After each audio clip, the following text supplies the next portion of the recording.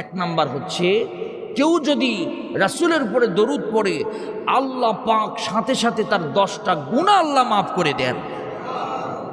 তা আমরা বললাম সাল্লাল্লাহু আলাইহি ওয়াসাল্লাম, আল্লাহ আমাদের 10টা গুনাহ আল্লাহ মাফ করে দিয়েছেন। সুবহানাল্লাহ পড়ে, কি বোনাস আল্লাহ পাক দিয়েছেন। 2 নাম্বার হলো দরুদ শরীফ যখন আপনি পড়বেন, একবার দরুদ শরীফ যদি পড়েন আল্লাহ পাক আপনাকে 10টা রহমত আল্লাহর সাথে সাথে নাজিল করে দেন। 3 নাম্বার হলো, আপনি যদি রাসূলের উপরে দরুদ সালাম পড়েন আল্লাহ পাক আপনাকে 10টা মর্যাদার সাথে সাথে আল্লাহ বৃদ্ধি করে দেয়।